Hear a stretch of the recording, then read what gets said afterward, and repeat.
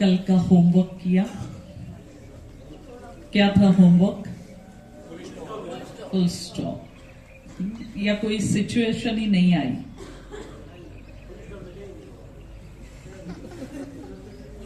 Full stop लगाया? जिसने लगाया वो हाथ खड़ा करे। कोशिश की? अच्छा, कोशिश जिसने की वो हाथ खड़ा करे।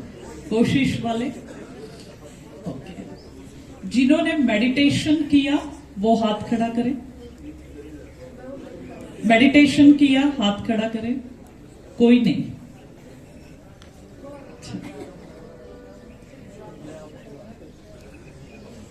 अच्छा, कल हमने देखा था हु आई एम, मैं कौन हूं। आप सभी कौन बैठे हैं? सभी जोर से बोले। आत्मा कहाँ रहती है? भ्रुकुटी के बीच में। आत्मा का स्वरूप कैसे है? पॉइंट ऑफ लाइट, एक वाइट तारा, बिंदी। आत्मा की 7 क्वालिटीज कौन सी है?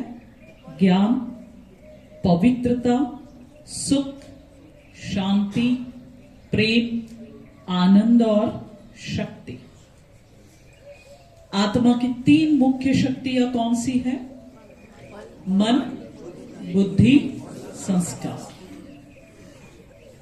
और आत्मा का कर्तव्य क्या है? ये जो स्थूल कर्मेंद्रिया है और जो सूक्ष्म कर्मेंद्रिया है, मन, बुद्धि और संस्कार, इनको नियंत्रण में रखना।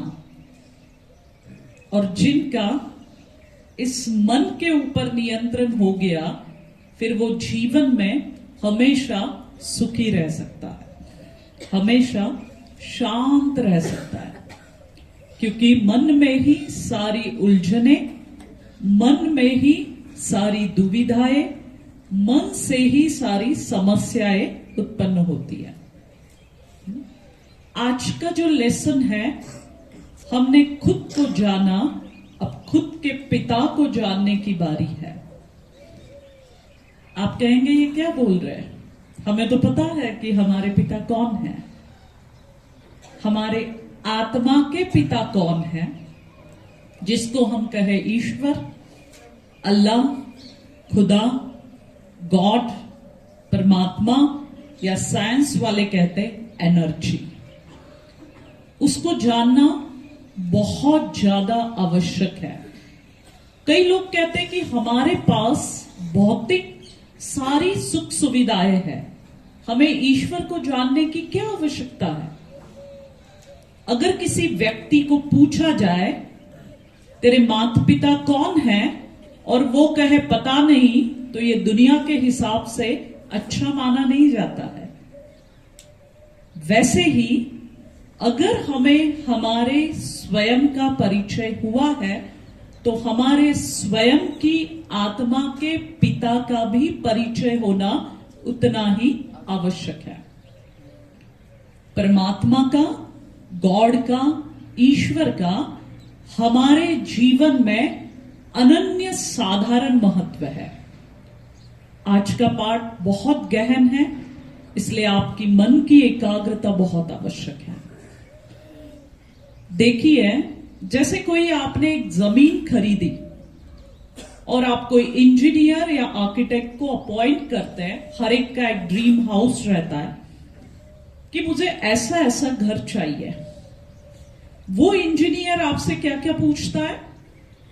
आपको कितने रूम्स चाहिए, आपको कितनी ओपन स्पेस चाहिए, आपको कितने विंडो चाहिए, कितने दरवाजे चाहिए। कभी कोई आर्किटेक्ट या कोई इंजीनियर ने ऐसे पूछा कि आपको फाउंडेशन चाहिए क्या? इट्स अंडरस्टूड कि फाउंडेशन तो रहने ही वाला है। अगर फाउंडेशन नहीं रहेगा तो ये इमारत कभी भी गिर सकती है। लाइक दैट ओनली हमारे इस जीवन रूपी इमारत का फाउंडेशन परमात्मा है। और अगर उसको जानकर, उसको पहचान कर, उसको अगर प्यार से याद करते हैं, तो जीवन बहुत खुशी वाली हो जाती है। मैं ऐसे ही नहीं बोल रही हूं, मेरे 28 साल का अनुभव बोल रही हूं। जब भी कोई समस्या आई, परिस्थिति आई, दिल से उस परमात्मा को याद किया और तुरंत उसका सॉल्यूशन सामने खड़ा हो गया। अनुभव के बोल रही हूं, परंतु उसके लिए उसको जानना आवश्यक है। आप कहेंगे हम तो रोज पूजा करते हैं, भक्ति करते हैं, जीसस को मानते हैं, क्राइस्ट को मानते हैं, गौतम बुद्ध को मानते हैं, हर एक का अलग अलग है। क्या फिर हम भगवान को नहीं याद करते? जैसी जिसकी कल्पना, जैसी जिसकी भावना और जैसा जिसका अनुभव, वैसा उसने परमात्मा को मानना शुरू कर दिया। एक छोटी सी कहानी आपके सामने रखती हूं।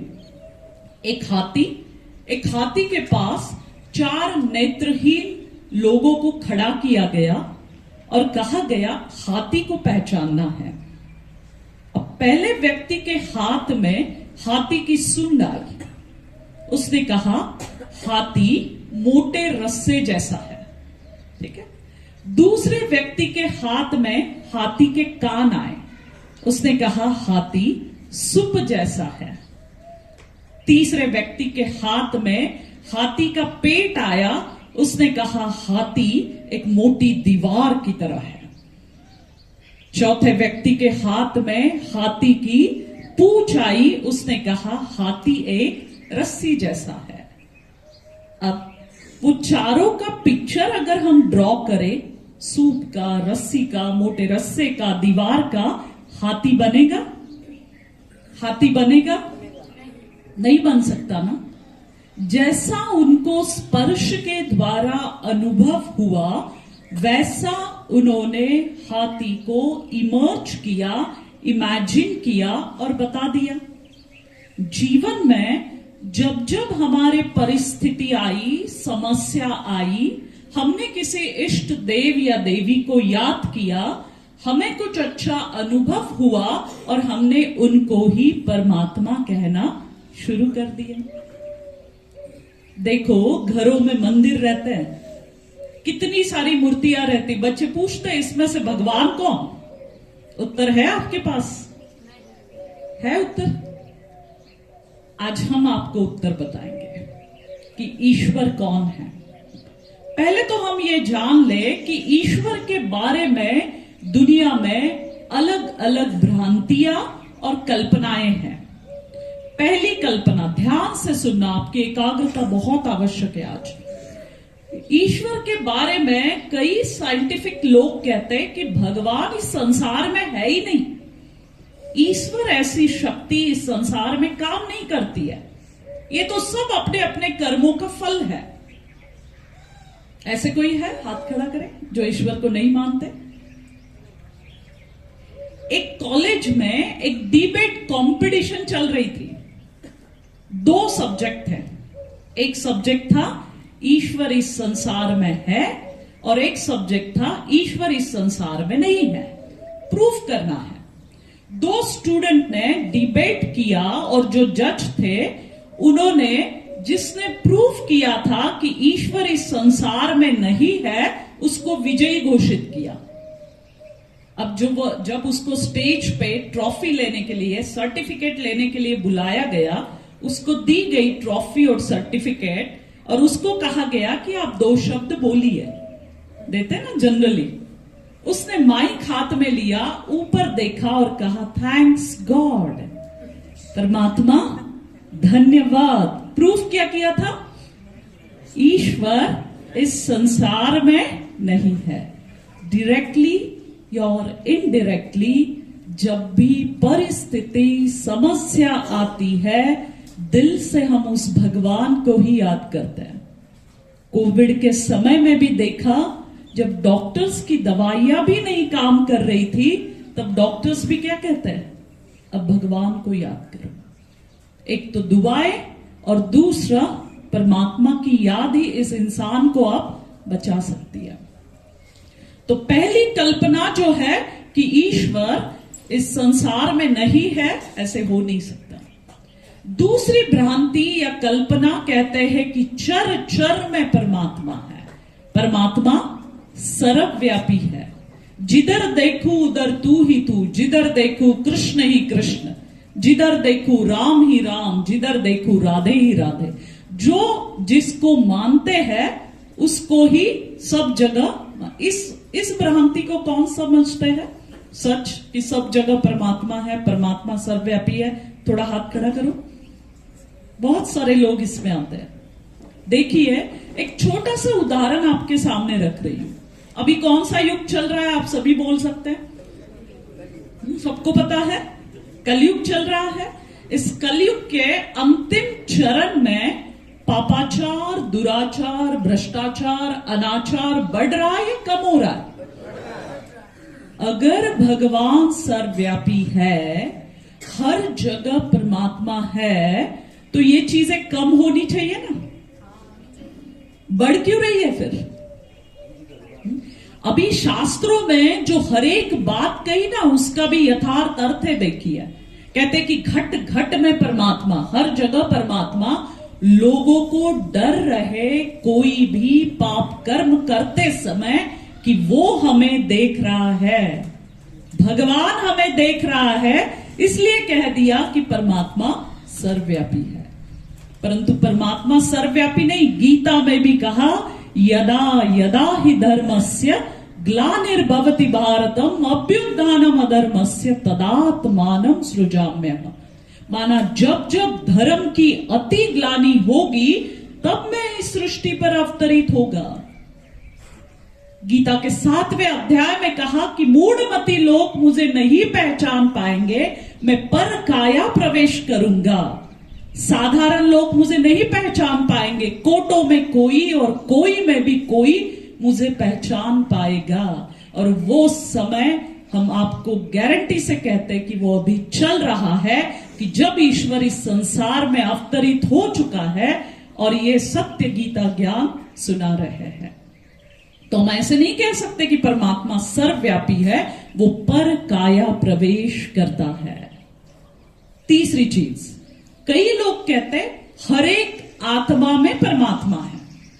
देखो, कई लोगों के जो पंथ है ना, उसमें हर एक को प्रणाम करते हैं। आपके अंदर जो परमात्मा है ना, उनको हम प्रणाम कर रहे हैं। अब देखिए, ये तो बहुत क्लियर चीज है कि आत्माएं अनेक है, परमात्मा एक है। आत्मा जन्म और मृत्यु के फेरे में आती है। परमात्मा कभी कोई गर्भ के द्वारा जन्म नहीं लेता। मैं अवतरित होता हूं, गीता में क्लियर कहा गया। आत्मा कर्म, फल, सुख, दुख, पाप, पुण्य सब प्रकार के फेरे में आती है। परमात्मा कर्मातीत है, अभोक्ता है, किसी भी इस चक्र के फेरे में नहीं आता। अगर भगवान भी इस चक्र के फेरे में आ जाए तो उसे कौन भगवान कहेगा फिर? इस सब चीजों से अतीत, कर्मातीत है वो। इसलिए हम ऐसे नहीं कह सकते कि हर एक आत्मा के अंदर परमात्मा है। फिर शास्त्रों में ऐसे क्यों कहा कि हर एक आत्मा के अंदर परमात्मा? का अर्थ ये कि हम परमात्मा को इस कदर फॉलो करें कि उनके जो दिव्य गुण, जो 7 क्वालिटीज के वो सागर है, वो भी क्वालिटीज हमारे अंदर आ जाए, इसलिए कहा गया। फिर कई लोग कहते हैं चौथी बात, प्रकृति ही परमात्मा है। पृथ्वी, आप, तेज, वायु, आकाश, यही परमात्मा है। सूर्य देवताय नमः, चंद्र देवताय नमः, पानी की पूजा, अग्नि की पूजा। देखो, अगर प्रकृति परमात्मा है तो प्रकृति का कभी भी विकोप नहीं होना चाहिए। प्रकृति कभी हलचल में नहीं आनी चाहिए। स्मूथली चलना चाहिए ना सब चीजें। जब बरसात हो तब बरसात, जब धूप चाहिए तब धूप। ऐसे होता है? प्रदीप का वो सुंदर भजन याद आता, वो कौन रचनाकार, वो कौन रचनाकार जिसने रचा है इतना सुंदर संसार। इस पृथ्वी, आप, तेज, वायु, आकाश को रचने वाला भी कोई है, ये परमात्मा नहीं है। ये संसार की सबसे बड़ी उपलब्धि है। हमारा शरीर भी 5 तत्वों से ही बना हुआ है। ये पूजनीय है प्रकृति के 5 तत्व, परंतु ये परमात्मा नहीं है। फिर 5वीं भ्रांति कहते हैं कि परमात्मा नाम रूप से न्यारा है। न उसको नाम है न रूप है। अगर उसको नाम नहीं रूप नहीं तो हम कहते हैं ये अखिया प्रभु दर्शन की प्यासी, तू मात पिता हम बालक तेरे। अगर उसको नाम ही नहीं रूप ही नहीं तो फिर किसको देखना है? तो जैसी जिसकी कल्पना ईश्वर के प्रति, जैसी जिसकी भावना और जैसा जिसका अनुभव, वैसा उन्होंने परमात्मा को मानना शुरू कर दिया। फिर वापस वही बात आती कि ईश्वर फिर कौन, किसको कहे ईश्वर? देखिए, बहुत सिंपल लैंग्वेज में बताऊंगी कि जैसे शरीर के पिता शरीर है हर एक के, प्राणी के पिता प्राणी है, पशु के पिता भी पशु ही होता है, वैसे आत्मा का पिता भी आत्मा ही है, सिर्फ परम आत्मा। देखो, परमात्मा के इसमें भी क्या आता है? आत्मा ही शब्द आता है ना। परम आत्मा माना सर्वश्रेष्ठ आत्मा, माना जैसे हम आत्माएं पॉइंट ऑफ लाइट है, बिंदु रूप है, ज्योति स्वरूप है, वैसे हम आत्माओं का परम पिता परमात्मा भी निराकार ज्योति स्वरूप बिंदु रूप है, पर काया प्रवेश करता है। आप कहेंगे कैसे? आपके सामने 5 कसौटी रखती हूं। मैं नहीं कहूंगी मैंने कह दिया या ब्रह्मा कुमारी संस्था ने कह दिया, आप मान लो, आपके विवेक से आप समझो इस बात को। इन 5 कसौटी को तोलो और फिर मानो कि जो ब्रह्मा कुमारी संस्था कह रही है या हम जो कह रहे हैं वो सही है या गलत है। पहली कसौटी, पिक्चर लगा दो, सर्वमान। पहली कसौटी, भगवान उसे कहा जाए जिसको हर धर्म के व्यक्ति ने एक ही स्वरूप में माना है, भले वो क्रिश्चियन धर्म के हो, कोई भी धर्म के हो, हिंदू मुस्लिम सिख ईसाई, सबने एक ही स्वरूप में माना है, तो उसे भगवान कहा जाए। है आपके सामने ऐसी कोई मूर्ति? है आपके सामने ऐसा कोई पिक्चर जिसको हर धर्म के लोगों ने माना है? हम आज आपको बताएंगे कि परमात्मा कैसे बिंदु रूप निराकार है। आप लोगों को दिख रहा है?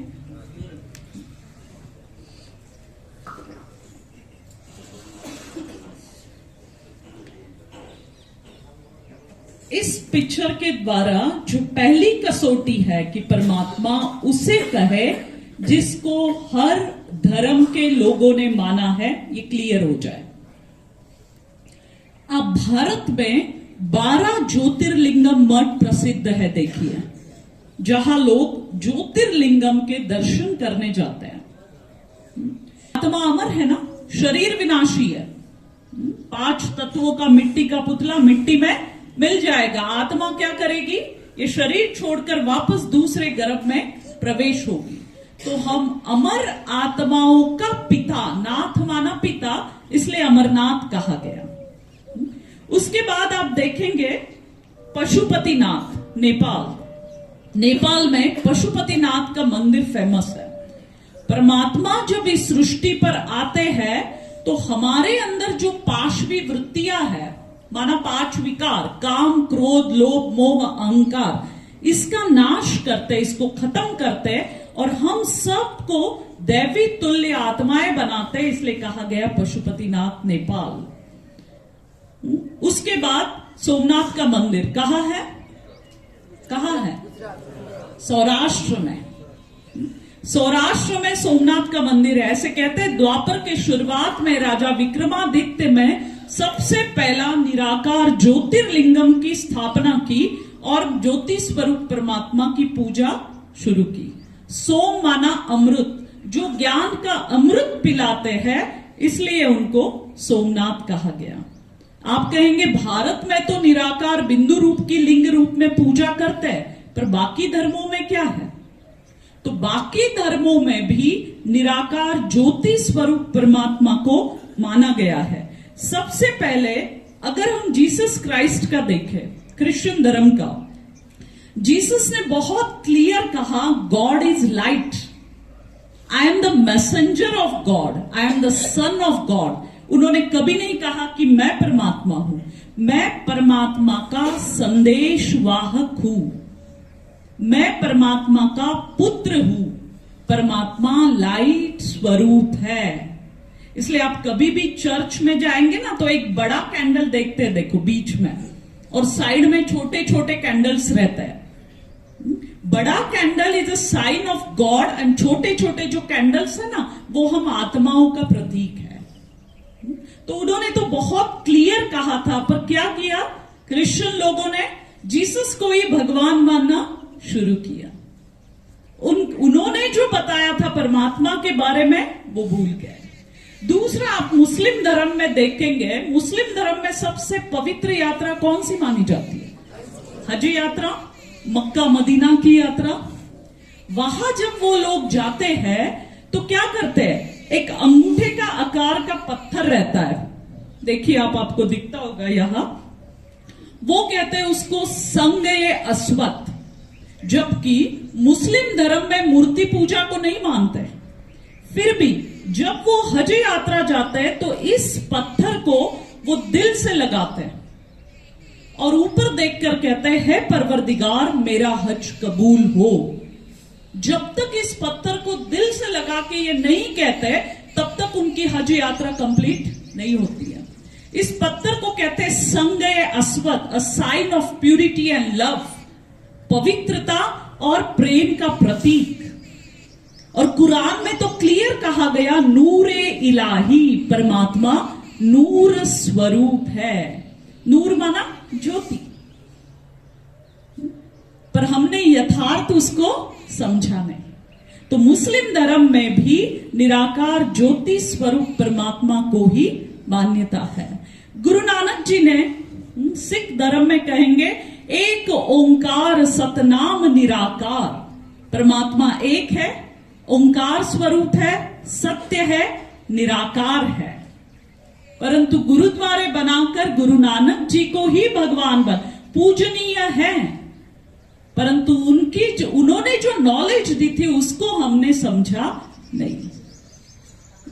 तो हर धर्म के, यहूदी धर्म में आप देखेंगे मूसा को सबसे पहले पर्वत पर ज्योति का ही साक्षात्कार हुआ था। चाइना और जापान में सबसे ज्यादा बौद्ध धर्म के अनुयायी है।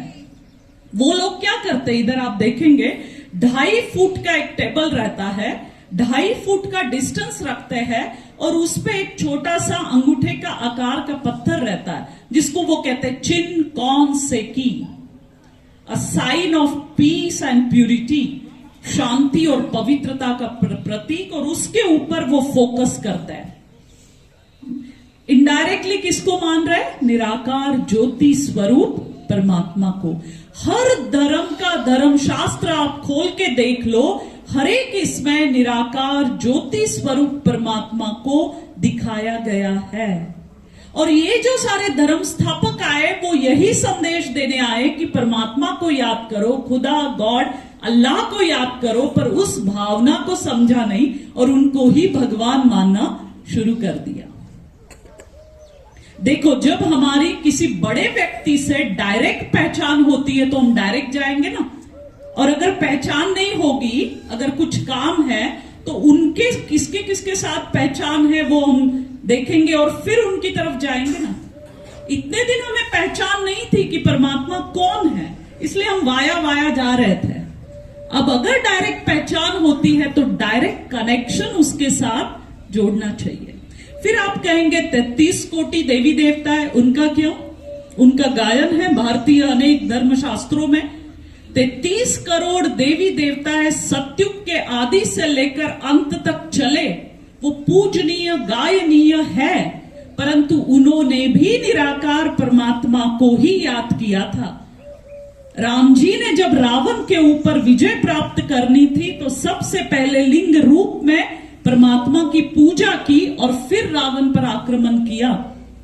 श्री कृष्ण जब भी चक्र चलाते तो सबसे पहले 2 मिनट किसी न किसी को याद करते। अगर श्री कृष्ण और राम ही परमात्मा है तो फिर उनको किसी को याद करने की जरूरत क्या है? देवी देवताएं हैं, हम देवी देवताएं, हर एक के इष्ट देव और देवी देवताएं हैं, पूजनीय है, गायनीय है, हमें पूजा करनी है।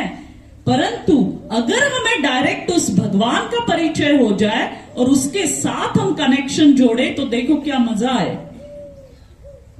तो पहली जो कसौटी है कि भगवान उसे कहा जाए जो जिसको हर धर्म के व्यक्ति ने माना है, ये यहां प्रूफ होती है। और परमात्मा कैसे है? पॉइंट ऑफ लाइट, बिंदु रूप, निराकार। जैसे आत्मा है वैसा ही परमात्मा का स्वरूप है। दूसरी कसौटी, 3 लोग, परमात्मा उसे कहा जाए जो सर्वोच्च है। ऊंचा तेरा नाम, ऊंचा तेरा धाम, ऊंचे ते ऊंचा शिव भोला भगवान। जिसके ऊपर कोई नहीं है उसे परमात्मा कहा जाए। ये आप अभी 3 लोग का पिक्चर देखेंगे, उसमें आपको क्लियर हो जाए। इसमें आप सबसे नीचे देख रहे हैं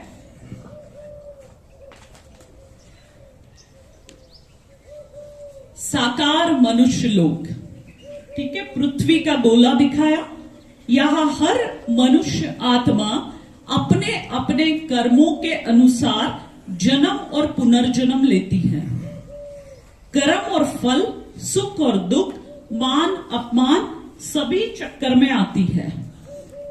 इसको कहा गया साकार मनुष्य लोग। यहां टॉकी है, एक दूसरे के साथ कम्युनिकेशन करते हैं, कर्म का खाता बनता है और उसका फल हम भोगते हैं। इसके ऊपर है सूर्य, चंद्र और तारांगन। यहां तक मनुष्य जाके पहुंचा है, पर उसके ऊपर की क्या दुनिया है वो अभी तक किसी को पता नहीं। जब परमात्मा ने, निराकार ज्योति स्वरूप परमात्मा ने 1936 में, दादा लेखराज बोल के एक बूढ़े गृहस्थ थे, उनके शरीर में प्रवेश किया। गीता के धर्मशास्त्र अनुसार कि जब धर्म की अति ग्लानि होगी तब साधारण गृहस्थ तन में मैं प्रवेश करूंगा।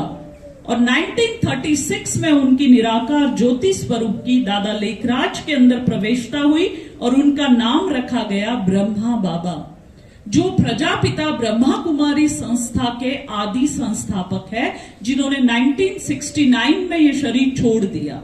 हम कभी ऐसे नहीं कहते कि मृत्यु हो गई, डेड हो गया, हम कहते शरीर छोड़ दिया, क्योंकि आत्मा तो कभी मरती नहीं, आत्मा तो अजर अमर अविनाशी है। 1936 से लेकर अभी तक अविरत ब्रह्मा कुमारी संस्था काम कर रही है ईश्वरीय संदेश देने का, मानवीय मूल्यों का उत्थान करने का। तो इसके ऊपर जो आप पहला पिक्चर देख रहे हैं ये ब्रह्मा बाबा का है।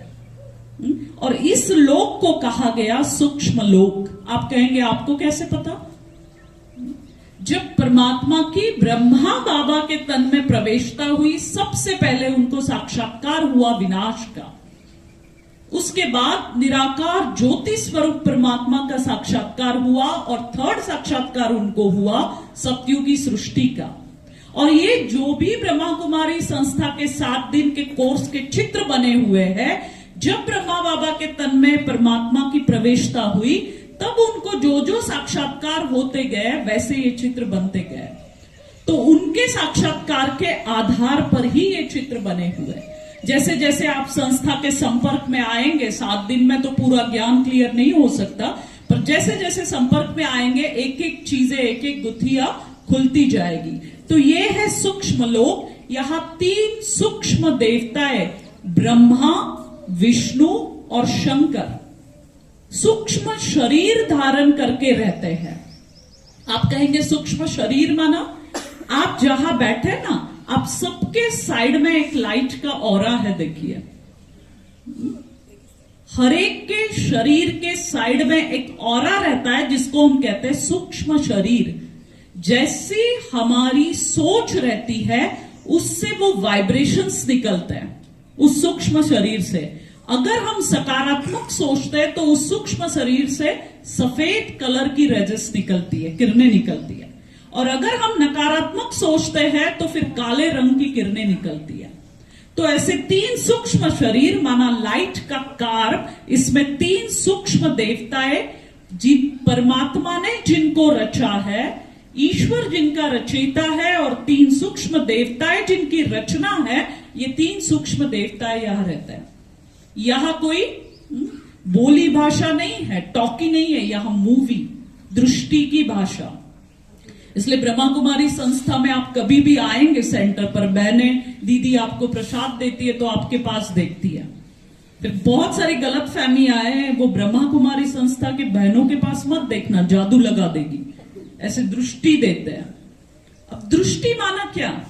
जब भी प्रसाद देते हैं बहनें आपकी आत्मा को देखती है और कहती है, देखो जैसे ही हम यहां एंट्री करते हैं, हम जितने भी भाई बहनें आते हैं, हम सबका पहला संकल्प यही रहता है, परमात्मा ये आपके बच्चे हैं, इनकी आप सेवा करना, इनको जो चाहिए वो मिले, इनका कल्याण हो। आप डरना नहीं कि अगर बहनें आपके पास एक टक ऐसे देख रही है, अरे ये ऐसे क्यों देख रही है हमें, क्योंकि बहुत सारी ब्रह्मा कुमारी संस्था के बारे में गलत फहमियां हैं। वहां मत जाइए, वहां के गए कि वही रह जाओगे। दूसरी चीज, घर गृहस्थ छुड़ा देंगे। अरे भाई मैं आपके सामने प्रैक्टिकल एग्जाम्पल लू, living in joint family, 36 member living together in Latur, Pune and Barshi. मैं घर में रहते हुए 36 लोगों के साथ रहती हूं, मैंने घर बार नहीं छोड़ा है। कोई भी कार्य अगर डिवोशन से करना है तो किसी न किसी को त्याग और समर्पण करना पड़ता है, इसलिए इन बहनों ने समर्पण किया है।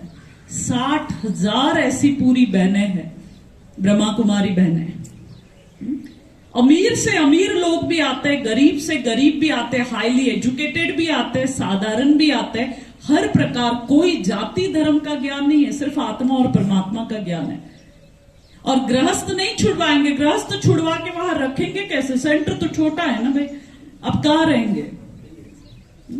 घर गृहस्थ में रहते हुए विकारों को छोड़ना सिखाते हैं, काम क्रोध लोभ मोह अहंकार को छोड़ना सिखाते हैं। ऐसे अनेक उदाहरण हैं, आपके सामने एक उदाहरण रखूं।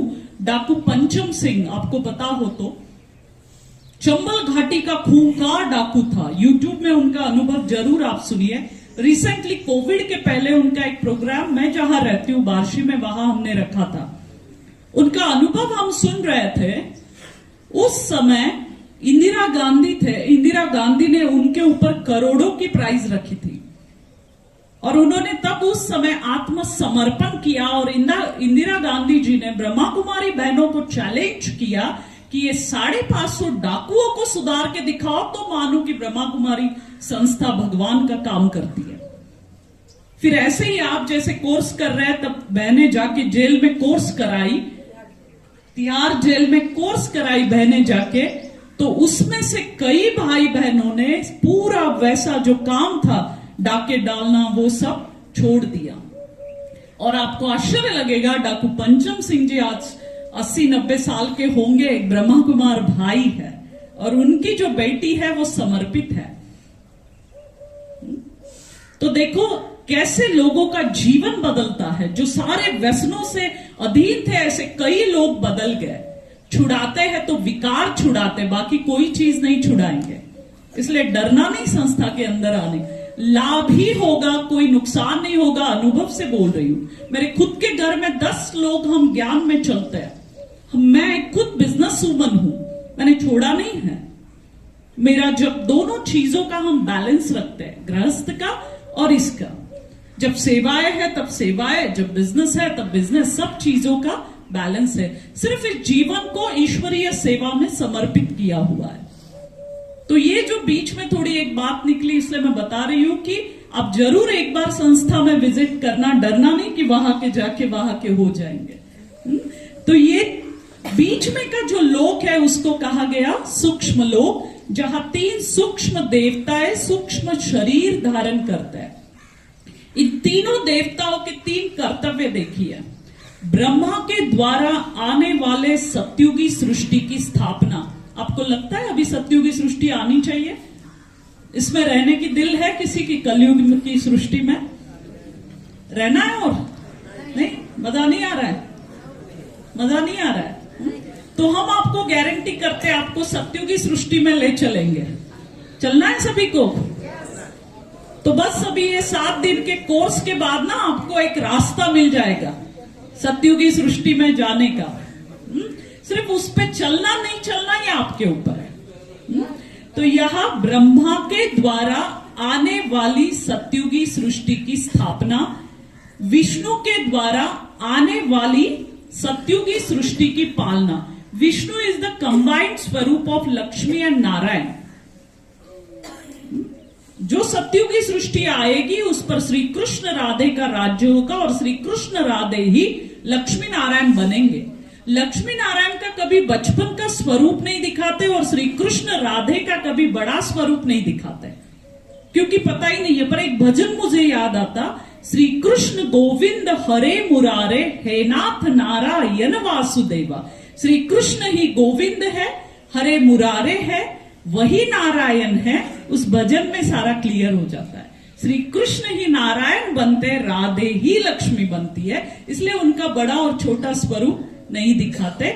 तो सत्युगी सृष्टि में श्री विष्णु जी का माना लक्ष्मी नारायण का राज्य रहता है, तो यहां सूक्ष्म रूप में दिखाया। और तीसरा शंकर। शंकर जी का क्या रोल है? विनाश बोलते हैं ना, दिखाते कि तीसरा नेत्र खोला और विनाश, ऐसे नहीं है। विनाश माना क्या? परिवर्तन। सृष्टि का कभी विनाश नहीं होता है। देखो नेत्रोडेमस की पुस्तक मैंने भी पढ़ी, आपने भी पढ़ी होगी। विनाश की बातें बताई, विनाश नहीं कहे, परिवर्तन होता है। और परिवर्तन ये सृष्टि का अटल नियम है। देखो एक जगह हम फॉरेस्ट मिनिस्टर से मिल रहे थे, उषा दीदी के साथ थे, तो दीदी ने उनको पूछा कि हम कहते हैं ब्रह्मा कुमारी संस्था की इस सृष्टि का विनाश होगा, परिवर्तन होगा। तो फॉरेस्ट मिनिस्टर कहने लगे कि दीदी आपकी बात तो बहुत सही है, क्योंकि अगर हमको सही तरीके से जीना है, सांस की प्रॉब्लम ना हो, प्रॉपर तरीके से हमको ऑक्सीजन मिले, तो 33% जंगल चाहिए।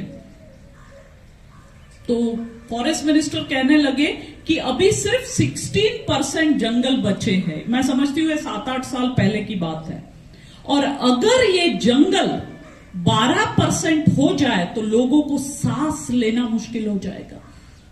और वो हमने देखा अभी कितनी ऑक्सीजन की कमी हुई, कई लोग ऑक्सीजन न मिलने के कारण शरीर छोड़े हैं। तो ये क्या है? Global warming. आए दिन नए नए देश अणुचाचनी कर रहे, अणुबॉम्ब बना रहे। दीदी ने एक जगह पूछा, उषा दीदी ने, ठीक है ये अणुबॉम्ब बना रहे, पर इसका यूज नहीं कर रहे ना अभी तक तो कोई भी देश। उसकी कुछ नियम है, उसके कुछ लॉज है, उसके सारे पासवर्ड्स कंप्यूटर में फीड है, लैपटॉप में फीड है, जो कोई भी नहीं यूज कर सकता।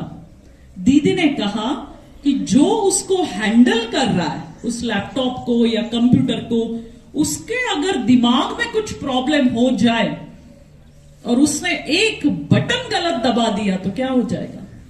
हिरोशिमा और नागासाकी।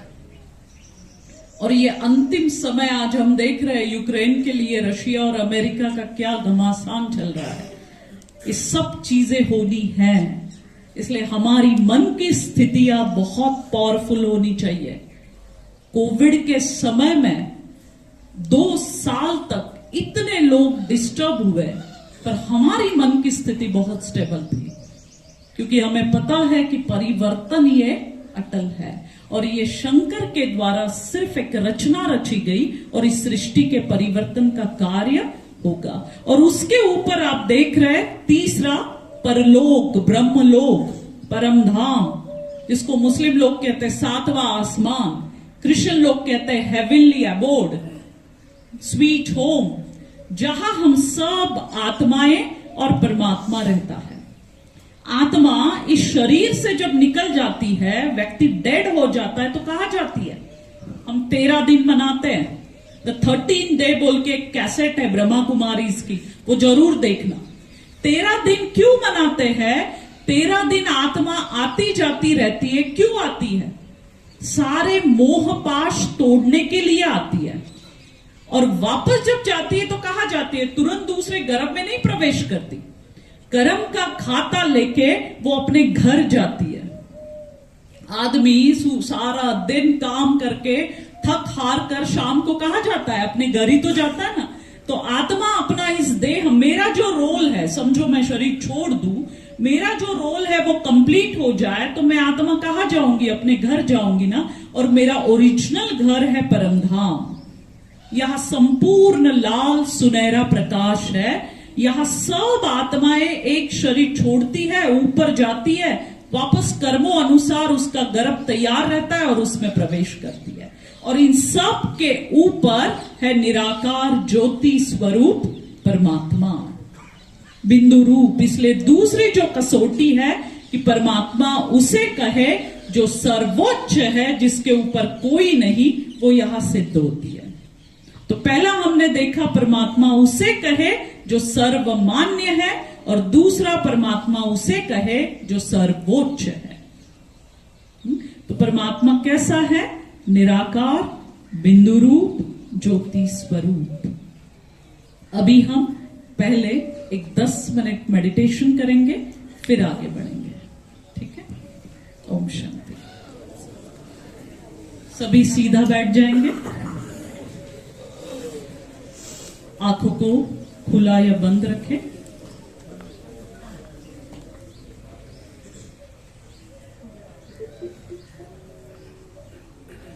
हाथों को मोड़ दे। मैंने 2 पोजीशन बताई, धीरे धीरे छोड़े। 2-3 बार ये प्रोसेस करें। गहरी सांस ले, धीरे धीरे छोड़े। कंटिन्यूअस ये करते रहे।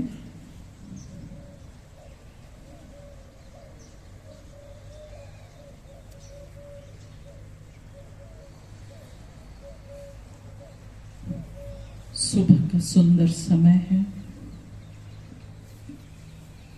आप सभी बहुत सुंदर वातावरण में एकांत में बैठे हुए हैं। ठंडी हवा चल रही है। वो हवा आपके शरीर को स्पर्श कर रही है। अब खुद को बहुत फ्रेश फील कर रहे हैं। पंछियों की सुंदर आवाज आ रही है, वो आपके कानों में आ रही है। ये सुबह का सुंदर समय, और ऐसे समय में हम सभी बहुत सुंदर अनुभव करेंगे। पूरा ध्यान मस्तक के बीच में, दोनों आइब्रोज के बीच, भ्रुकुटी मध्य में एकाग्र कर ले।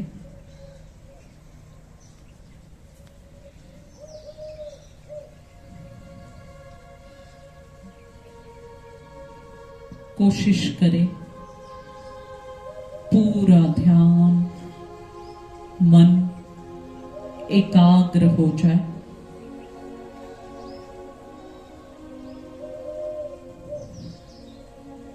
दोनों आइब्रोज के बीच में एक वाइट लाइट, सफेद बिंदी, आत्मा चमक रही है।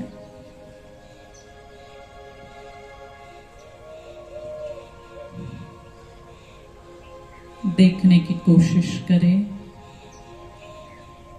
कोई प्रकार का तनाव नहीं ले। नेचुरली विजुलाइज करें कि दोनों आइब्रोज के बीच में एक वाइट लाइट, निराकार बिंदु स्वरूप परमात्मा, बिंदु स्वरूप आत्मा चमक रही है। यही मेरी वास्तविकता है, यही मैं हूं। मैं सिर्फ और सिर्फ एक व्हाइट लाइट आत्मा हूं।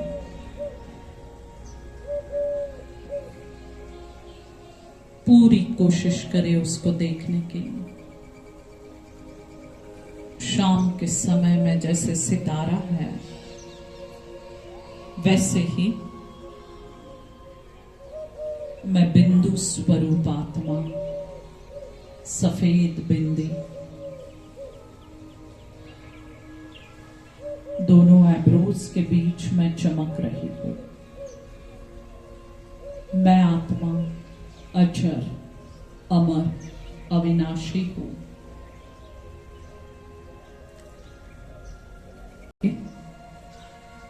मैं आत्मा सर्वशक्तिमान हूं। 5 बार रिवाइज करें। फुल सोल, मैं आत्मा सर्वशक्तिमान हूं।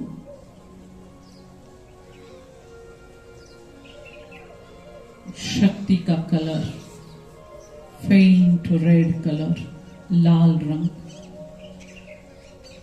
महसूस करें मेरी आत्मा से ही शक्तियों का लाल प्रकाश मेरे सारे शरीर में प्रवाहित हो रहा है।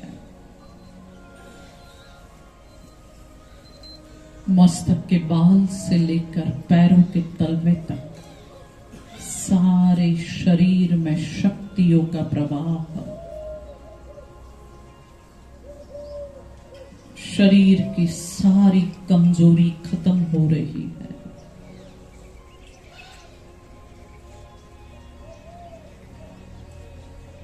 शरीर का सारा दर्द खत्म हो रहा है।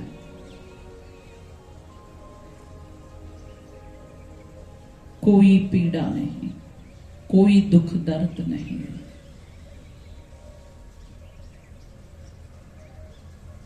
मैं आत्मा शक्तिशाली हूं। मन के अंदर जो तनाव है, टेंशन है, जो डर है, कई लोगों को कई चीजों का डर है, भय है, वो आज खत्म हो रहा है।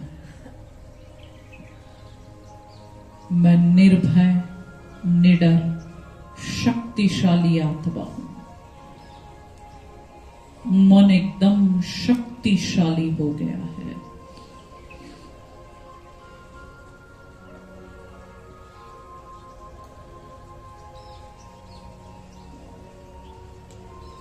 शरीर और मन एकदम शक्तिशाली। मन में कोई दुविधा नहीं, कोई उलझन नहीं। मन परफेक्ट टाइम पर परफेक्ट डिसीजन लेगा।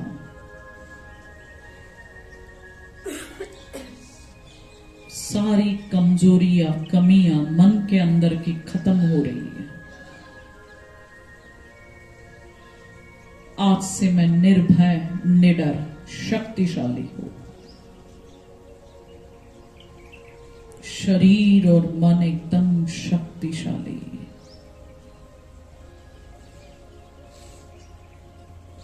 महसूस करें आप एक नई शक्ति को, एनर्जी को। मैं मास्टर सर्वशक्तिमान आत्मा हूं। I am powerful soul.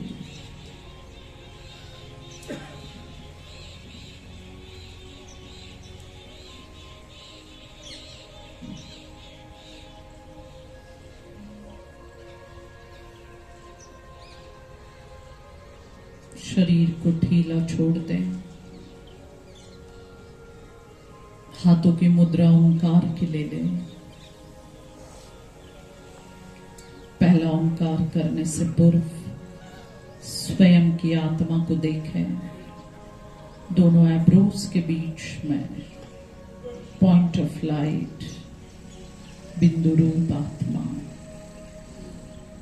उसको देखते हुए गहरी सांस एक साथ दूसरा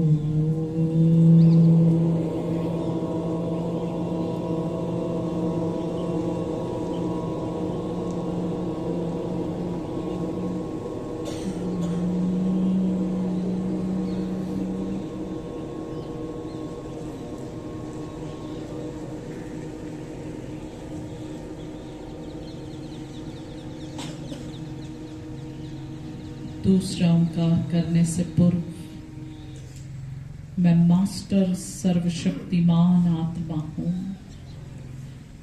मैं निर्भय निडर हूं, मैं शक्तियों से संपन्न हूं। ये रिवाइज करें अंदर ही अंदर। गहरी सांस।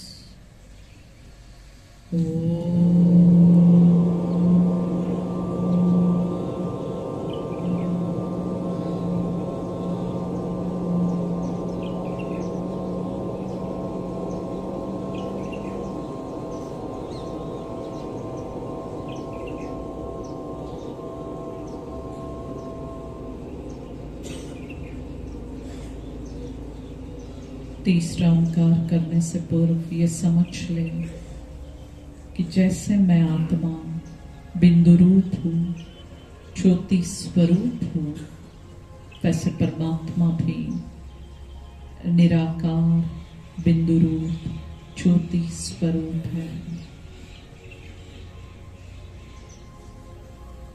पॉइंट ऑफ लाइट है। गहरी सांस।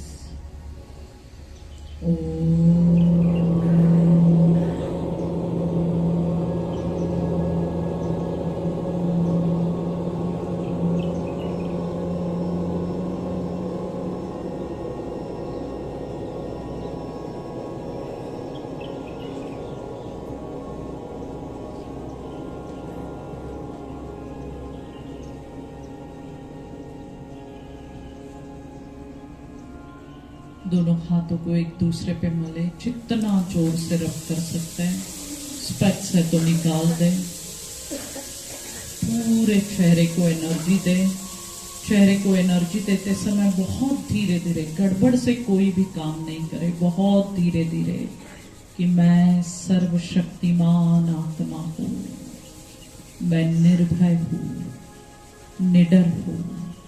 और धीरे धीरे आंखें खोले और एक साथ बोले ओम शांति।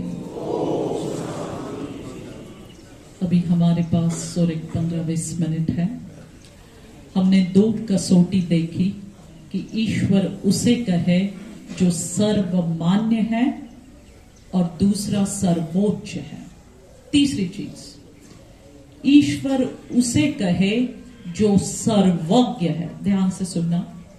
सब कुछ जानता है, परंतु परमात्मा किसी के कर्मों के अंदर इंटरफियर नहीं कर सकता। कई बार ऐसे होता है कि हम कहते भगवान मदद ही नहीं करता है, कितना उसको आवाज लगाते हैं। परंतु एक चीज है, देखिए, हर एक का अपना अपना कर्मिक अकाउंट है। अगर कोई हमारे साथ बहुत बुरा बर्ताव कर रहा है, दो चीजें देखिए। एक तो वो मेरे साथ जो कर्म का खाता है वो चुकतू कर रहा है किसी न किसी जन्म का, या वो अपना नया कर्म का खाता बना रहा है। इसलिए परमात्मा उस कर्म के खाते को चुकतू करने में मदद करेगा, पर उसमें इंटरफियर नहीं कर सकता, क्योंकि आपके कर्म है ना, आपको ही भोगना पड़ेंगे। दो प्रकार के कर्म है, देखिए। एक है क्रियमान कर्म और दूसरा है संचित कर्म। क्रियमान कर्म माना कर्म किया और इसी जन्म में फल मिल गया। एक घटना याद आती, हरिवंश राय ठक्कर की एक बुक है, देखिए, आपने पढ़ी होगी किसी ने, कर्म का खाता। उसमें उन्होंने एक सत्य घटना को शेयर किया। एक जज थे। वो जज सुबह सुबह रोज मॉर्निंग वॉक को जाते थे। एक जगह मॉर्निंग वॉक करके पेड़ के नीचे बैठे थे। उनके सामने दो व्यक्ति दौड़ते दौड़ते आए। सामने का जो व्यक्ति था जो पीछे दौड़ के आया था उसने सामने के व्यक्ति का जज के सामने खून कर दिया। अब जज ने देखा है कि खून किसने किया। अब पूरा होके वो केस उनके ही कोर्ट में आया और जो व्यक्ति कटघरे में खड़ा था ना, जिसने खून किया वो व्यक्ति नहीं था, कोई दूसरा ही व्यक्ति था। अब जब सब सारे जो सबूत थे उसके खिलाफ थे, इसलिए उसको दोषी दिया गया। पर जज को कर्म की गहन गति का बहुत अभ्यास था। वो बहुत परेशान हो गए कि मैंने तो गलत निर्णय दिया। अब जब वो स्पेशल परमिशन निकाल के उनको मिलने गए जिनको सजा हुई थी और कहा ऐसे भी आप जाने वाले हो, अभी आपको मृत्यु दंड मिला है, जाते जाते सच बोल के चले जाओ तो शायद आपका ऊपर में माफ हो जाए। आपने इसके पहले ऐसा कोई गुनाह किया था क्या कि जिसके कारण आपको इतनी बड़ी सजा मिली? उन्होंने कहा 7 साल पहले मेरे हाथ से खून हो गया था, पर उस समय मैं निर्दोष छूट गया था। अब आप सोचो कि 7 साल तक ऐसे क्या हुआ जो बचे रहे। जब पुण्य का खाता खत्म होता है और जब पाप कर्म ऊपर आता है तो फिर कोई नहीं बच सकता। हम कई बार कहते हैं कि इतना दुनिया में भ्रष्टाचार है, फिर भी वो लोग कितने सुखी है। नहीं भाई लोगों, जब खाता भरेगा ना, पाप का घड़ा जब भरेगा ना, तब कोई नहीं रोक सकता। फिर असाध्य बीमारियां हो जाती है, कितना भी धन हो उसका यूज नहीं ले सकते। तो ये हो गए क्रियमान कर्म, माना कर्म किया और उसका फल मिला। और कई रहते संचित कर्म। कई लोग कर्म ऐसे करते जाते हैं, उनका खाता बनता जाता है। राजा धृतराष्ट्र जी का एक शास्त्रों में उदाहरण आता है कि राजा धृतराष्ट्र जी के जब 100 पुत्रों की मृत्यु हो गई तो उन्होंने श्री कृष्ण जी को पूछा कि मेरे साथ ही ऐसा क्यों हुआ। 100 जन्म पूर्व का दिव्य दृष्टि से श्री कृष्ण ने एक दृश्य दिखाया। 100 जन्म पूर्व वो एक शिकारी थे और उन्होंने एक बड़े पेड़ पर छोटे छोटे 100 पंछी बैठे थे, उनके ऊपर जाल बिछा दिया। अब जब उन पंछियों के माँ बाप ने देखा कि हमारे बच्चे अटक गए हैं जाल में, तो वो छुड़ाने के लिए आए। और जैसे ही छुड़ा रहे थे, राजा धृतराष्ट्र जी जो शिकारी रूप में थे, उन्होंने वो सीन को देखा और उनको बड़ा गुस्सा आया और उन्होंने पूरे पेड़ को ही आग लगा दी। अब जैसे ही पेड़ को आग लगाई तो वो जो पंछी थे ना छोटे छोटे, वो जलकर खाक हो गया। और जो माँ बाप बचाने आए थे उनके आंखों को वो अग्नि की ये लग गई और उनके कारण उनकी आंखें चली गई। अब देखिए भाइयों और बहनों, 100 जन्मों तक ऐसे कुछ पुण्य कर्म थे जो वो एक एक जन्म अच्छा लेते गए। हस्तिनापुर के राजा भी बने पर जन्म से ही अंध थे, आंखें नहीं थी, नेत्रहीन थे और उनके 100 पुत्रों की मृत्यु हो गई। कर्म का खाता बड़ा विचित्र है, इसलिए मैंने पहले ही गीत लगाया, कर्म करो ऐसे भाई तुम पड़े न फिर पछताना, एक दिन तो धर्मराज को पड़ेगा मुख दिखलाना। इसलिए भगवान सर्वज्ञ है, सब कुछ जानता है, सब कुछ देख रहा है, लेकिन इंटरफियर नहीं करता, साक्षी होके देखता है। समय पर मदद जरूर करता है अगर दिल से याद करेंगे तो। इसलिए भगवान को दोष देना छोड़ दो, मुझे ये नहीं दिया, वो नहीं दिया, मुझे मदद नहीं करता। अपने कर्मों को देखो। तीसरी कसौटी, परमात्मा उसे कहे जो सर्वज्ञ है। चौथी कसौटी, परमात्मा उसे कहे जो सबसे अलग है।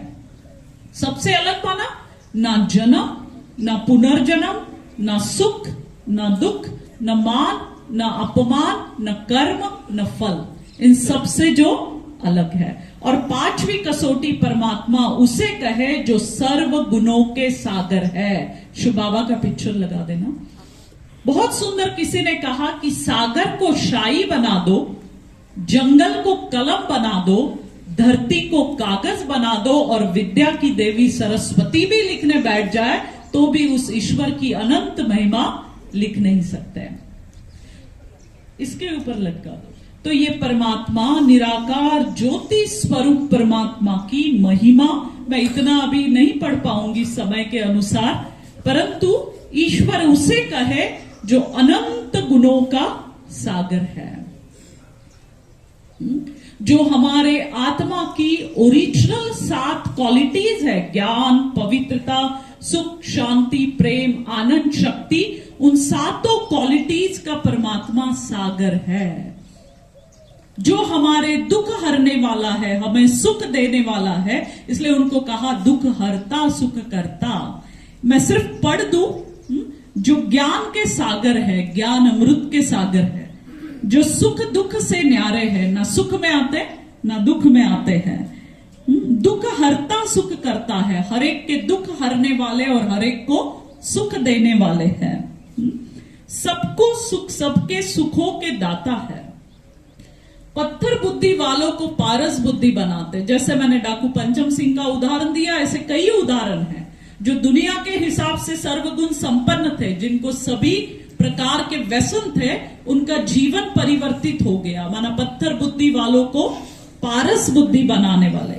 शंकर द्वारा आसुरी सृष्टि का विनाश जो हमने देखा।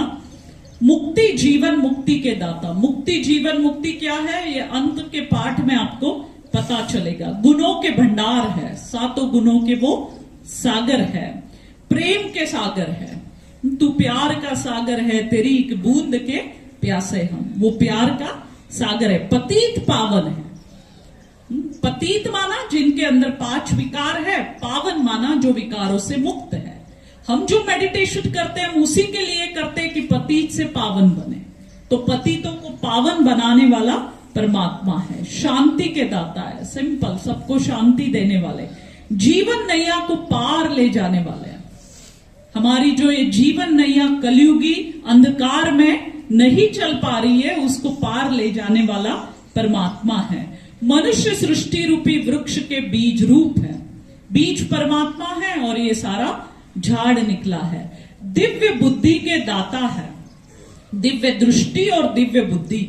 जब भी आपको मैं यहां मेडिटेशन में बिठाती हूं, आप किस आधार पर मेडिटेशन करते हो? इन स्थूल नेत्रों से देखते हो क्या आत्मा को? अंतर के नैनों से दिव्य दृष्टि और दिव्य बुद्धि देने वाला परमात्मा है। सतचित आनंद स्वरूप है। सत्य है, चैतन्य है, आनंद का स्वरूप है, इसलिए कहा गया गॉड इज ट्रुथ। उसके बाद बिंदु रूप ज्योति स्वरूप है। बिंदी है, ज्योति का स्वरूप है। सृष्टि के आदि मध्य अंत के ज्ञाता है। ये सृष्टि का आदि क्या है, मध्य क्या है, अंत क्या है, ये सृष्टि चक्र में हम समझेंगे। उसका ज्ञान देने वाला परमात्मा है। ब्रह्मा द्वारा सतयुगी सृष्टि की स्थापना कराते हैं। परम पिता, परम शिक्षक, परम सद्गुरु है। वो हमारा पिता भी है, शिक्षक भी है और गुरु बनकर हमारी सद्गति भी करता है। काल के पंजे से छुड़ाने वाला है। इसका मतलब ऐसे नहीं कि हमारी मृत्यु नहीं होगी। काल का पंजा माना इसका डर निकल जाएगा, क्योंकि हमें ये पता चल गया कि आत्मा अजर अमर अविनाशी है, आनंद के सागर है। सिंपल है। सदगति दाता है, सबकी सदगति करने वाले। निराकार है, बिंदु रूप जिसका कोई आकार नहीं, सिर्फ पॉइंट। शांति के सागर, जन्म मरण से न्यारे, नर से नारायण बनाने वाले। आप संस्था के कोई भी सेवा केंद्र में जाएंगे, सबसे पहले आपको फोटो दिखेगा लक्ष्मी नारायण का, क्योंकि इस संस्था का लक्ष्य ही है नर ऐसी करनी करे जो श्री नारायण बने और नारी ऐसी करनी करे जो श्री लक्ष्मी बने। माना दैवी गुण अपने जीवन के अंदर लाए। विष्णु द्वारा दैवी सृष्टि की पालना कराते हैं, जो हमने देखा। कर्मों की गुह्य गति को जानने वाले, जो मैंने अभी आपको कर्मों की गुह्य गति के 2 उदाहरण रखे। तो परमात्मा उसे कहा जाए जो अनंत गुणों के सागर है। इसका आप एक फोटो निकालना और फिर डिटेल में पढ़ना, और जो नहीं समझ में आया वो मुझे पूछना। तो परमात्मा 5वीं कसौटी उसे कहा जाए जो अनंत गुणों के सागर है। निराकार, बिंदु रूप, ज्योति स्वरूप, और उनका नाम है सदाशिव। सदाशिव माना सदा कल्याणकारी। इसलिए देखो, जहां पहले बुजुर्ग लोग थे ना, जहां काउंटिंग करते थे वहां 0 आता था तो शिव कहते थे। शिव माना बिंदी। शिव बाबा का जो नाम है और हम उनको शिव बाबा कहते हैं, कोई देहधारी बाबा नहीं। हर एक ब्रह्मा कुमार भाई बहनों के मुख से बाबा शब्द बहुत बार निकलता है। बाबा ने कराया, बाबा करा रहे, बाबा की सेवा। बाबा माना कोई देहधारी बाबा नहीं, निराकार ज्योति स्वरूप। बाबा माना पिता। हम आत्माओं का पिता निराकार परमात्मा है और उनका नाम शिव है, कल्याणकारी शिव माना, इसलिए शिव बाबा कहते हैं। उनका नाम परिचयात्मक है, गुणवाचक है और कर्तव्यवाचक है। दुनिया में जैसे नाम होते हैं वैसे गुण होते हैं क्या? किसी का नाम होता है करुणा, पर दया का अंश भी नहीं रहता है। किसी का नाम होता है धनपत, पर धन की एक फूटी कौड़ी भी नहीं रहती। एक छोटी सी कहानी याद आती। एक छज्जू नाम का व्यक्ति था। क्या नाम था? छज्जू। उसकी पत्नी को उसका नाम अच्छा नहीं लगता था। उसकी पत्नी ने कहा कि आज नाम बदल के आना। वो बाहर नाम ढूंढने गया।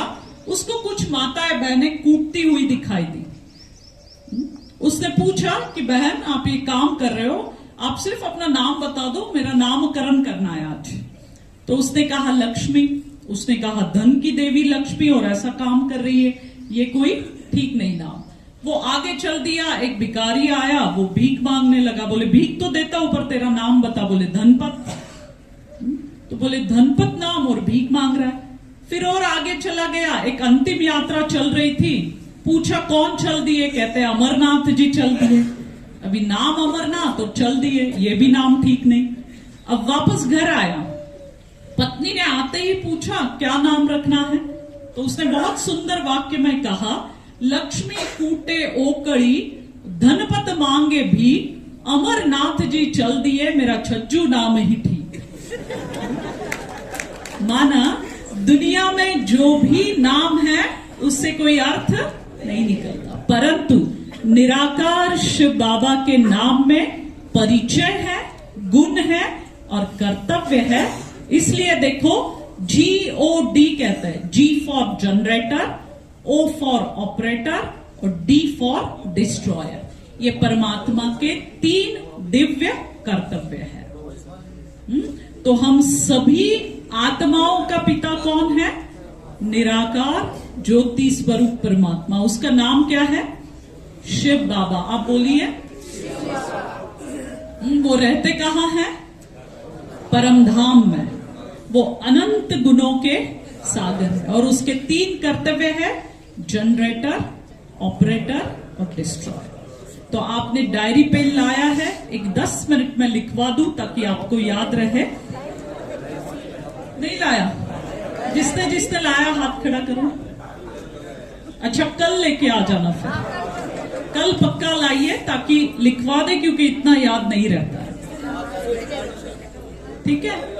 तो आज हमने आत्मा का परिचय कल देखा, आज हमारे आत्मा के पिता का परिचय देखा कि निराकार ज्योति स्वरूप शिव बाबा हम सभी आत्माओं के पिता हैं। तो कल जरूर आप डायरी पेन लाइएगा और हम फिर देखेंगे। अभी हम 5 मिनट मेडिटेशन में बैठेंगे सभी। एक गीत बजेगा, उस गीत को ध्यान से सुनना। सीधा बैठ जाए, एकदम आंखों को बंद करें।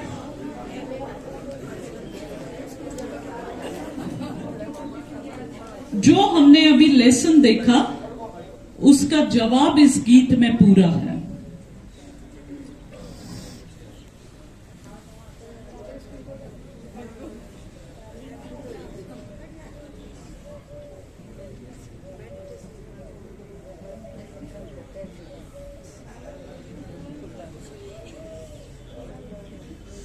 ध्यान से सुनना इस गीत को।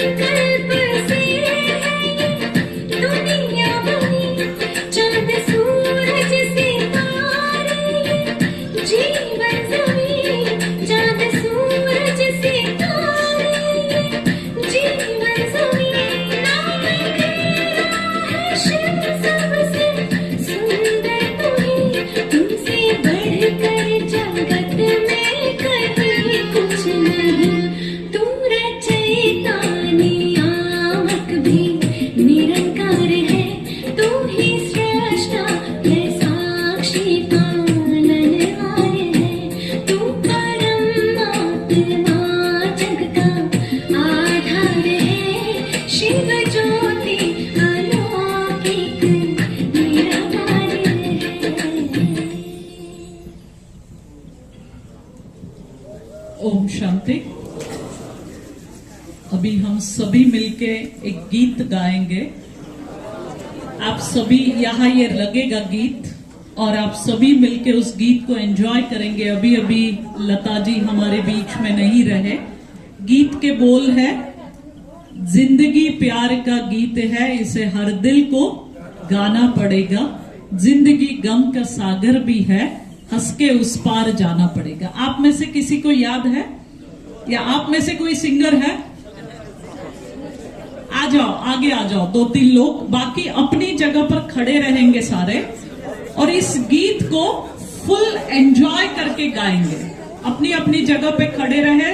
2-3 बहनें और 2-3 भाई सामने आ जाए। रिकॉर्डिंग नहीं आ रही।